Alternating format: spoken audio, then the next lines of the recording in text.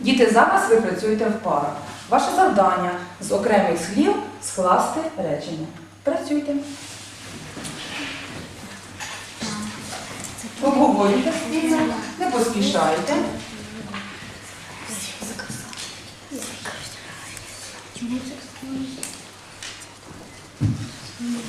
Дивіться, щоб не було помилок.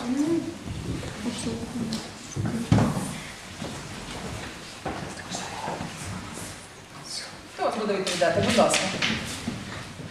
Там земля мила, де мати народила. Діти, послухайте. Там земля мила, де мати народила. Каріна, як ти розумієш це прислів'я? Це країна, Україна моя, там, де я народилась, це найкраща батьківщина у моїм серці. Молодець, дуже гарна відповідь. Будь ласка, ваша пара. Батьківщина мати, вмій за неї постояти. Батьківщина мати, умій за неї постояти. Як ти, Андріан, розумієш це прислів'я? Це захищати Україну від біди, коли наступають вороги, треба постояти за неї.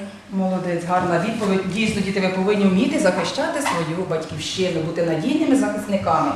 Будь ласка. Нема на світі другої України, немає другого Дніпра. Як ти розумієш?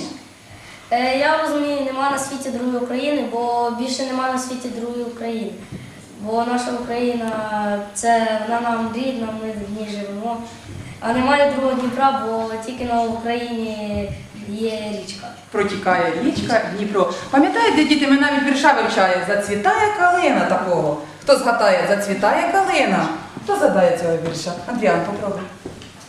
Зацвітає калина, зеленіє ліщина, степом котиться диво луна. Це моя Україна, це моя батьківщина, що тато і мама одна. Отже, діти, наша країна, наша батьківщина єдина і неповторна. Отже, країна, в якій ми живемо, називається Україна, молодець. Ми є громадянами України. Я хочу бачити свою країну. Мирно. Я хочу бачити свою країну. Я хочу бачити свою Україну неповторну. Каріна. Я хочу бачити свою країну квітучою. Я хочу бачити свою країну незалежною. Я хочу бачити свою країну усміхненою. Яка гарна відповідь. Я хочу бачити свою країну веселою. Я хочу бачити свою країну доброю. Що ж, діти, нехай ваші мрії всі збудуться.